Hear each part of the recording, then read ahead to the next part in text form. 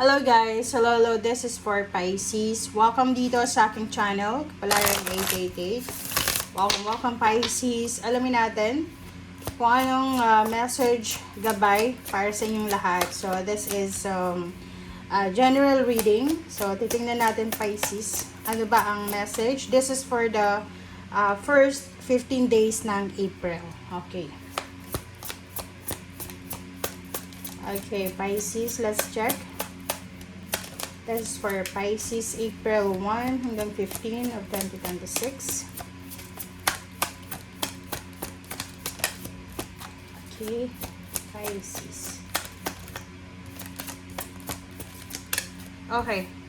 First card natin, Pisces, is Grace and Antoinette. So, this card is parang angel message para sa'yo. So, yung first card natin, nagsasabi na to help heal this situation, see the other person's point of view with compassion. So, maybe may mga Pisces dito na you're you need healing. So, may mga kailangan kayong gamutin sa sarili nyo, sa either emotion or physical health, or emotional, financial, spiritual. So, yung healing naman is para sa overall yan. Hindi lang naman yan puro physical, mental, psychological, everything. Including the finances and spiritual. So, sinasabi ng bara sa'yo dito, Pisces, na for the first 15 days, if ever lang, na there's a recurring ng wound. Diba? Like, halimbawa, ginawan ka ng masama dati, tapos instead na mag-heal, yung wounds mo, parang naging fresh pa ulit. May ganung situation, di ba? Like, halimbawa, ginawan ka, trinayder ka, niyurakan pagkatao mo, sinira ka, di ba? Bumagsak ka sa buhay because of certain individual. Siyempre, mahirap magpatawad. But, since bigger person ka, so, nag-decide ka na lang na, okay, I will forgive, but I will not give them chance na lumapit pa sa'yo. But, ang first 15 days mo ng April, nakikita ko sa'yo dito na parang babalik. Babalik yung pain, babalik yung heartaches, babalik yung feelings mo dati nang nasaktan ka. But, sinasabi ng barahan na to na hindi na sa'yo yun. Wala nang kaso yun sa'yo. Whatever man na mangyari, i-let go mo na lang. Kasi, eto naman, sinasabi na, see the other person point to be with compassion. Maawa ka na lang. 'Di ba? Like, halimbawa, ako, I'm resonated sa barahang yan. Kasi, 'di ba, minsan may mga nakagawa sa akin ng hindi maganda. So, instead na gumante, 'di ba? Kasi wala naman tayong karapatan gumante. It's God. Ang ginagawa ko na lang, tinitingnan ko na lang yung buhay nila. Parang iniisip ko na lang na, yung buhay nila ay revenge na yun eh, 'di ba? So, bakit ka pagaganti? So, just let God, let go, let God, let it flow. Kasi si God lang ang may karapatan, may kakayahan na ibalik sa kanila kung ano yung ginawa nila. And I have I have mantra, or I believe sa saying na yung mga rotten na mga bunga talaga, prutas, kusa silang nalalaglag. Hindi mo kailangan na yugyugin yung puno. Talagang pag medyo masama sila mismo yung magpapahamak sa sarili nila. So, hindi mo kailangan mag-revenge. So, dito maawa ka na lang. Okay? Maawa ka na lang sa mga ginagawa nila or sa buhay nila. Instead na mag-take ka ng revenge or instead na magalit ka. Ako, for me, pag ganyan yung situation, nilalet go ko na lang. Parang nawawala na lang yung interest ko and then just let go. Parang wala na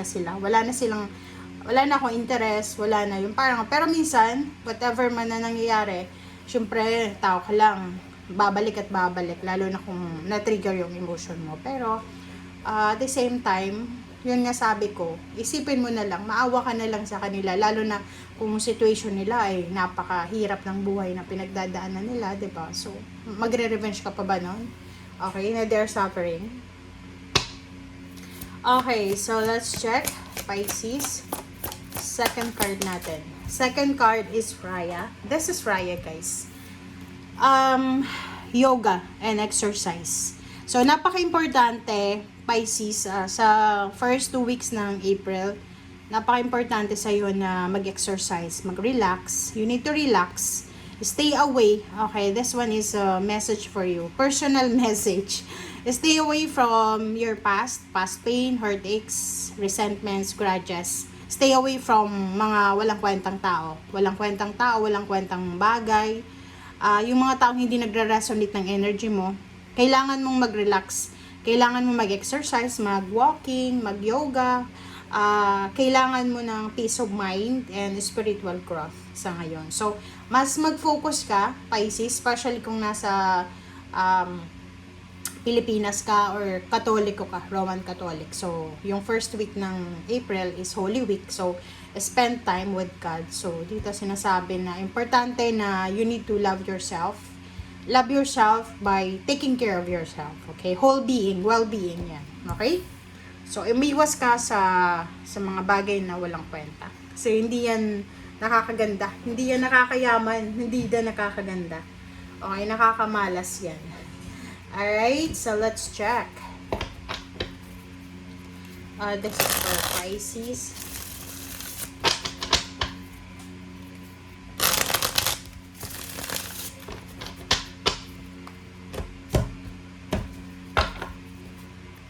Okay, first card natin, Pisces, is Temperance. Second is Eight of Wheels. Next is King of Swords. And, wow, this is the good news. There's a Queen of Fire. Diba? Queen of Wands. And the last is Knight of Wheels. And sa ilalim mo dito, this is the parang partner niya. So, King of Wands, King of Fire. So, nakikita ko sa'yo dito, Pisces, na mag-focus ka dito sa baraha. Papakita ko sa'yo. So, this week, okay, there's a Five of Wands. Sinasabi ng baraha sa'yo dito na may mga pagkakataon. Okay? There's a chance na posibleng bumalik yung pain and heartaches mo sa mga nangyari sa past. Like, halimbawa, kung niloko ka, sinira yung pagkatao mo, bumagsak ka, like for example, nagkasakit ka, emotionally, nasira yung tiwala mo, parang ganon. So, dito sinasabi ng barahan na you need to give up the negativity. Kasi, eto, sinasabi ng barahan na may mga tao, okay, may mga tao, eto yung mga Five of Wands mo and Hierophant. Etong Hierophant na to, tsaka Five of Wands, tingnan mo. Etong Five of Wands, tingnan mo nga. Etong Five of Wands, this is the parang tao or sitwasyon na nangyari sa'yo. Maraming tao yung nakasakit sa'yo. Maraming tao yung, like, ang Hierophant nito, pinagtulong-tulungan ka. Okay? Parang nag-gang up sila together. Okay? Nag-gang up sila together na sinasabi sa'yo dito, Pisces, na yung pakiramdam mo, mag-isa ka lang. Or, sinasabi ng baraha sa'yo dito na they're ganging up together para ibagsak ka. Okay? Para ibagsak ka. But, Five of Swords, wala silang nagawa. Yung mga ill-wishers nila about sa'yo, para sa'yo, for you, ay bumalik sa kanila. So, but, sa ngayon, nakikita ko sa'yo dito na kinakailangan mo ng rest. 'Di ba? Kailangan ng rest. Yung mga taong nakagawa ng masama sa'yo, just let them go. Okay? Let them go kasi may mas importante, may maraming blessings na darating sa'yo simula ngayong April. Okay, so kung makikita mo dito, Pisces, sinasabi ng baraha sa'yo na you need to focus. Mag-focus ka daw doon sa mga tao na talagang totoo yung pinapakita sa'yo. Totoong pagmamahal, totoong pag-aalaga, kalinga, pag-aalala, yung pinapakita sa'yo. Okay? Sinasabi kasi dito ng Page of Cups and the Ace of Cups na to na masyado kang nakafocus doon sa mga toxic na tao. 'Di ba? Tsaka baguhin mo na yung energy mo, baguhin mo na yung vibration mo na masyado kang nakadikit sa mga taong walang kwenta. 'Di ba? Yung para kang martir, para kang sorry sa word pero para kang sadista. 'Di ba? Alam mo na yung mga taong yan na tinutulungan mo ay masasama ang ugali. Alam mong ungrateful sila, mga walang utang na loob. Pero patuloy ka pa rin na tumutulong, 'di ba? So, ang sabi sa'yo dito ng baraha, no. You need to stop na, okay? Ilang beses na yan sinasabi sa'yo ng baraha, 'di ba? Ang baraha kasi, paulit-ulit yan hangga't hindi tayo natututo. Kaya nga, iba yung tarot card sa astrology. Kasi pag sa astrology talaga, yung prediction niya, total talaga na hindi na siya mauulit. Kung ano lang yung i-advise niya sa'yo, yun na yun, hindi na niya uulitin. Pero sa tarot, hanggat hindi ka natututo, hanggat hindi ka nakakakuha ng learnings, ng lessons, hindi yan titigil. Paulit-ulit, kaya nga, di ba, magtatanong ka, bakit kaya yung message sa akin sa Monday hanggang 15 days hanggang the end of the month pare-pareho, kasi yun yung gustong ipahiwatig sa'yo. 'Di ba? Tingnan mo to, sinasabi ng baraha, lalo doon sa mga may negosyo, may trabaho, doon kayo mag-focus. Focus kayo dyan sa pagkakaperahan. Huwag kayong mag-focus doon sa mga taong puro lang manipulation, puro lang kasinungalingan. Especially ito, tingnan mo. Sinasabi ng baraha dito na there's someone, may isang tao dito na parang sinasabi nila na naghihirap sila, sinasabi nila na wala silang pera, ilalapit sa'yo, hihingi ng tulong. Ayun pala, para lang makalibre, di ba? Para yung pera nila, ilaan nila sa iba, and then yung obligations nila, ikaw yung gagastos. Like dito, tingnan mo, sabi ng baraha, ikaw yung nagtatrabaho, tapos ipinamimigay mo lang yung sweldo mo, yung pera mo. You sacrifice your happiness, your health, para lang sa mga walang kwentang bagay. Yun lang yung kailangan mong i-detach. You need to detach yourself. You need to remove yourself from the toxic surroundings, toxic individual. Kasi eto, panay ka bigay, pero yung mga taong ito, patuloy ka rin nilang sisirain, patuloy ka nilang, parang anong tawag dito? Basta, yun na yun, sinasabi ng baraha. Okay, focus ka sa trabaho mo, focus ka sa mga bagay na pagkakapiran, and yung pera mo para sa iyo yun, wag mong ipapamigay unless yung humihingi sa iyo talaga is kailangan yan ng tulong, na like for example, may sakit, disabled siya, pero kung pang bisyo lang, pang pasaya lang, pang pasikat lang, no, you need to keep your money, save your money. Okay? Okay, so temperance. Yung linggong ito, Pisces, sinasabi ng baraha sa iyo, tingnan mo to. Sobrang patience sa sarili mo, kasi pwedeng matrigger yung emotion mo, okay? Pwedeng matrigger yung emotion mo, so pwede kang makapagsalita ng hindi maganda, pwede mong mailabas lahat ng sama ng loob mo, which is maganda naman yun, kasi mahirap yung kinikimkim natin ng lahat. But sinasabi ng baraha sa'yo dito, patience, especially sa iba sa inyo dyan na marami kayong mga ginagawa sa linggong ito, like marami kayong trabaho na kailangan tapusin, marami kayong mga duties and responsibilities. Patience. Okay, and at the same time, yung temperance, tsaka 8 of wheels, sinasabi ng barahan na kahit na may trabaho ka, kahit na busy ka sa dalawang linggong ito, make sure na you have time para makapagpahinga, makapag-enjoy, makapag-spend time sa family, travel, or makipag-usap sa mga pamilya mo. King of Swords, sinasabi ng baraha sa'yo yun. Sinasabi dito na there's an incoming. Isang napakalaki tong pagbabago sa buhay mo. So, sinasabi ng baraha na there's a freedom, there's a financial freedom coming para sa mga Pisces. At ang Knight of Wheels na to, incoming siya. It's either lump sum of money, there's a payments, there's a payouts, bonuses coming para sa'yo. Financial freedom, so ibig sabihin, wala kang dapat na problemahin sa dalawang linggong ito para sa pera. Aside from may savings ka siguro, may emergency fund ka, you're still earning and there's incoming more. So nakikita ko sa'yo dito na dito ka dapat mag-focus. 'Di ba? Wala kang dapat problemahin. Kung nabuboring ka, like may pera ka naman, nabuboring ka, bakit hindi ka mag-invest ng mga like iba sa kaligayahan, hindi yung naghahanap ka ng toxicity and nag-i-invest ka sa maling tao, 'di ba? So, sabi ng baraha sa'yo dito, doon ka mag-focus. Mag-focus ka sa paparating na blessing sa'yo. Mag-focus ka sa blessing sa meron ka sa ngayon. Yun lang. Kasi parang nakikita ko sa'yo dito na parang you're paying someone or you're, 'di ba? You're asking like companionship from someone na alam mo na toxic, na pinagtsatsagaan mo because siya lang yung available, which is mali yun. So, sinasabi ng Baraha sa'yo dito na you need to focus para sa mga upcoming na blessings, especially financial Maraming pera to. Okay, maraming pera. Hindi ko alam kung saan galing yan, pero ang daming pera, Knight of Wheels. Aapaw ng salapi yung buhay mo. Yung iba, pwedeng naghihirap sa salapi, yung ibang zodiac sign, pero ikaw, tingnan mo, trabaho, may trabaho ka. May paparating na trabaho, may direksyon na tinuturo sa'yo. You're guided, you're supported ng ating universe. So, hindi ka dapat na nakapokus sa negative. Mag-enjoy ka na lang. Okay? Gamitin mo yung pera mo para mag-enjoy ka. Okay. Temperance. Okay. So, yun.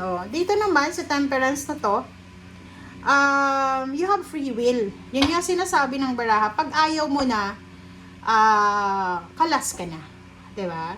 Sa relationship, trabaho, negosyo, sinasabi ng Baraha dito na this first 2 weeks of April, bakit ka mag-i-stay sa isang relationship, sa isang pamilya, sa isang trabaho, sa isang negosyo, sa isang lugar na restricted ka? Diba? Magpakaramdam mo, wala na, hindi na gumagalaw.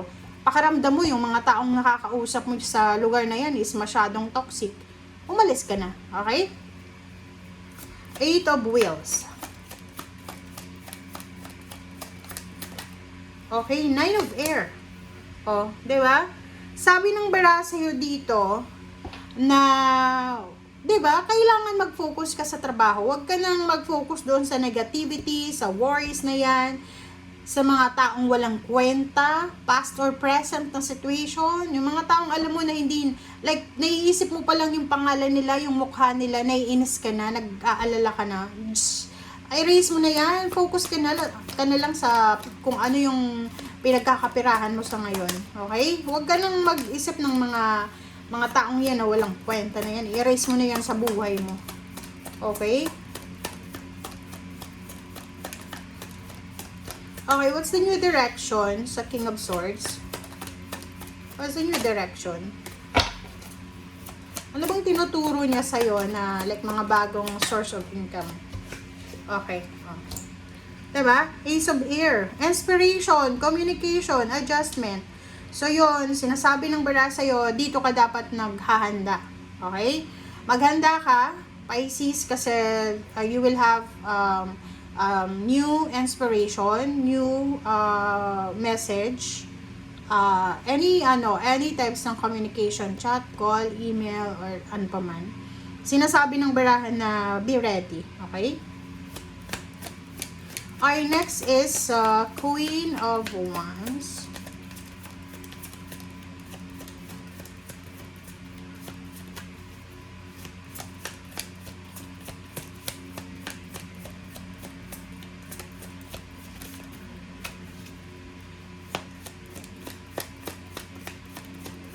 Queen of Wands.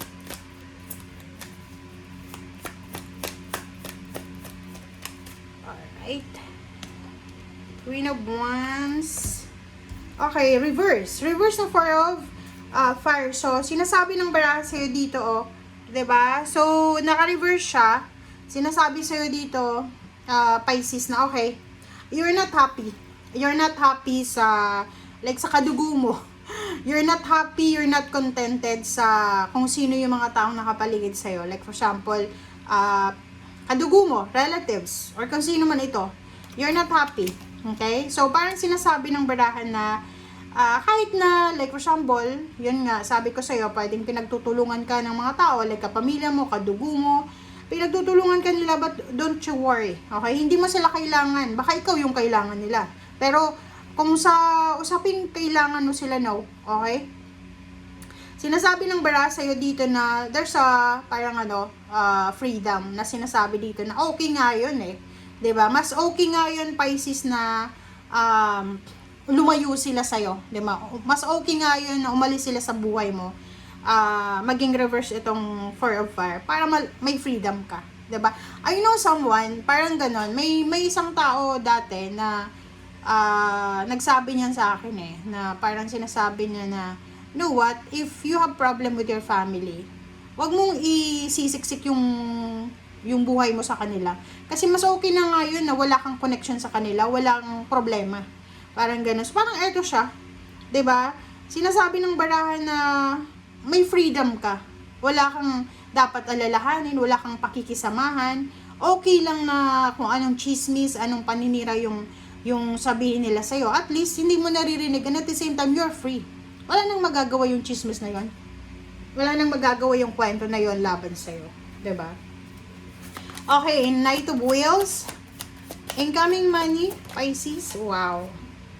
Okay, so King of Air. Dalawa yung King of Air mo. So, sinasabi ng baraha, you will be super respected. 'Di ba? Like, yun. Pwedeng sa pamilya mo, pwedeng sa mga group of friends mo, hindi ka nire-respeto. But there's a parang place na doon ka talaga rirespetuhin. So, sinasabi ng baraha sa'yo dito, yung darating na pera, maybe there's collaboration, may kukuha ng serbisyo mo, or pwedeng may mag-i-invest sa'yo. So, sinasabi ng barahan na yung bagong direction, financial direction na papasok sa buhay mo, eto ay galing sa mga edukadong tao. So, like for example, you're dealing now sa emotion mo, okay? Sa emotion mo, you're dealing with a toxic, uneducated, or nakapag-aral naman sila, pero yung mindset nila ay hindi masyadong educated, parang gano'n. Yung, alam mo yun, na parang mahirap makipag-deal sa kanila. But the person na sinasabi dito na yung incoming na tao na paparating sa'yo, this one is either partnership, collaboration, new contract, new work, parang ganun. So, yung mga taong ito na papasok sa buhay mo, pera yung dadalhin nila. Stability, financial stability, and financial direction. Sa ilalim mo dito, sabi ko sa'yo, Three of Earth, talent, recognition, collaboration. So, yun. Ito yung kailangan mong paghandaan. Diba? Contract. Sinasabi ng baraha sa'yo, Pisces, na ito yung kailangan mong paghandaan. Collaboration, financial collaboration. Love life, if ever man. Contract, karma, fairness. Diba? Papabor sa'yo yung hustisya, papabor sa'yo ang lahat. The universe is giving you the balance, the perfect balance na para sa'yo talaga. Okay? Thank you guys. Bye!